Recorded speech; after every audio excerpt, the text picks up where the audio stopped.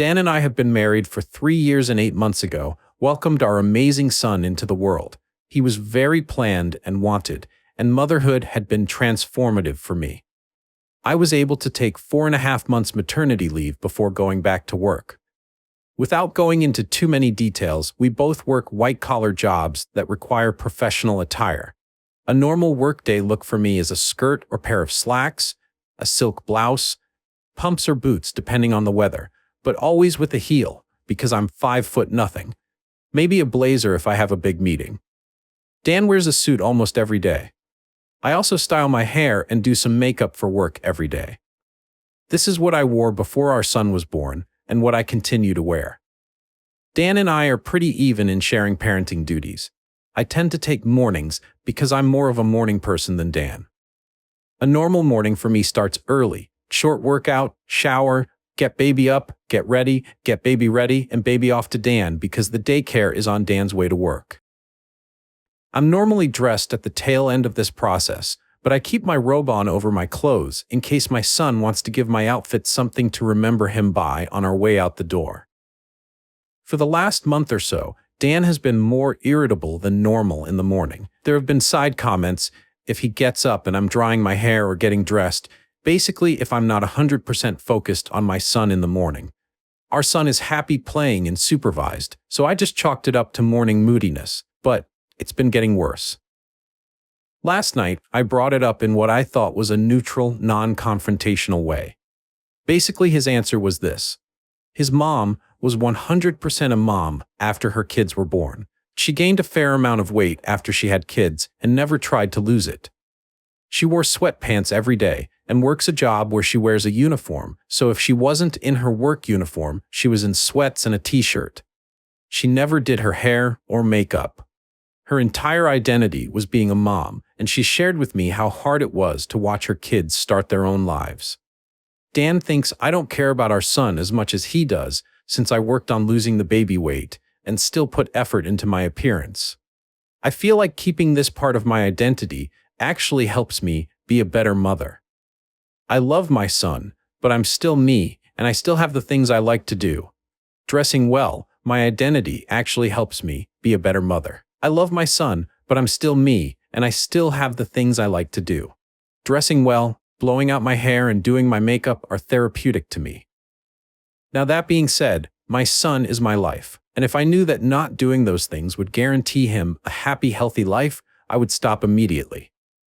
I told Dan that my son and I have our morning routine, and he gets lots of time and attention before I go to the office. Dan said he wasn't looking to fight, but he just wanted me to think about my priorities and my time management. Is it normal for new moms to totally sacrifice all the things you like to do? Is this a sign of something deeper I need to address with my husband? Relevant comments. Somebody said, "Why the hell does he care that much about your appearance if it doesn't actually directly affect your son's life?" I am with you on this one. If it doesn't make a difference to how your son is treated, why can't you treat yourself and do your makeup, etc.? It's not like you're spending all that time in ignoring your son. I don't really get why he equates how someone looks with how good of a mother they are. Even if his mom was how you described, there are so many others who are good mothers, but also take care of themselves. If it's not affecting your son, I don't see why you would need to change what you're doing. Original poster replied, "Part of my job is sales and client service based.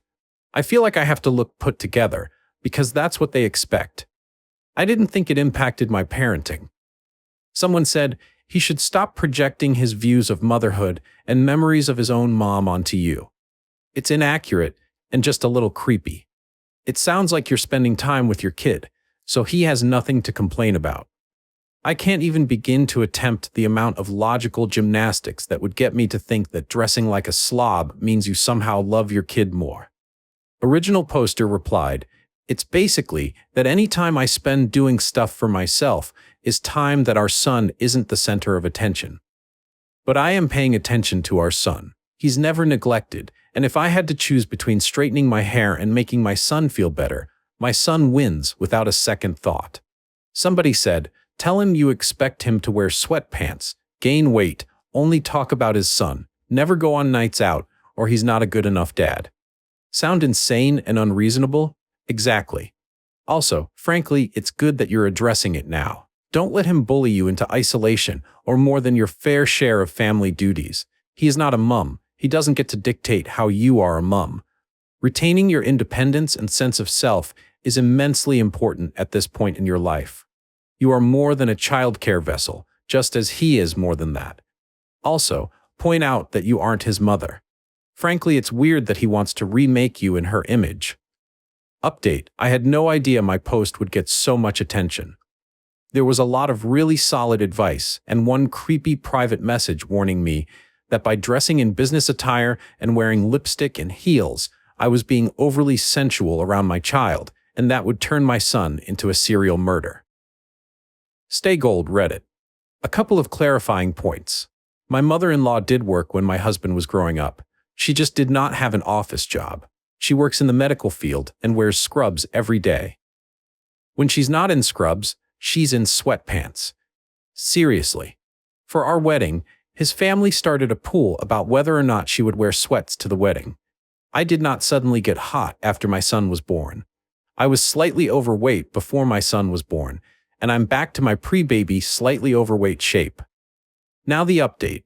Dan and I went out without our son so we could talk. I told him that I was confused by his comment and I wanted to talk about it. I asked him if he could name specific things about the morning routine that made him feel as though our son was neglected. I offered to switch shifts, so to speak, if he thought our son should have more AM parent time. To make a long and confusing conversation short, Dan's confused by the fact that I got over my postpartum depression and am back to normal now. For some context, my postpartum depression never made me question whether or not I loved my son or made me feel like we never should have had him. My postpartum depression made me feel like I was constantly failing my son, that I wasn't good enough to be his mom, and that he deserved better. There were a few times I broke down and started crying and would tell Dan that he was so much better at being a parent than I was, and that our son didn't deserve to have a damn mom like me. Luckily, I have an amazing doctor who recognized that this wasn't just baby blues and helped me get the help I needed. It could have been much worse. Basically, Dan only felt like a good parent when I was failing and telling him that I was terrible at it. Now that I'm doing better, he no longer feels like a good dad. It's damn. But we're starting couple counseling. I'm continuing with the counseling I started for my postpartum depression, and Dan's going to see someone too. We're going to figure it out, and I'm still going to wear heels to work, even though it's going to turn my son into an axe murderer. Edit. Words are hard. Somebody said, it seems like Dan has issues of his own that need to be addressed. It's pretty common to feel like you aren't doing a good job with your new kid, but when he had you reassuring him that he was an amazing dad all the time, just to clarify, don't change a thing. This isn't your fault. He felt like he had it together, at least to you. Now that you aren't struggling, he probably compares himself to you and thinks he's lacking. There are other explanations, obviously, but that's a very common one. I'm glad that you both will be addressing this in therapy, and I expect you'll see improvement soon.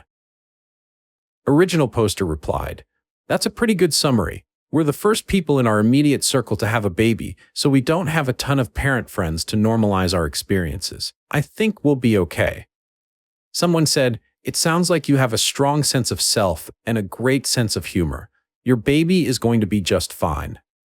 Another commenter, sounds like Dan needs a counselor to work some hell out. Good for you being the smart, hot mom. He should be on his knees, thanking whomever that you didn't develop golden uterus syndrome.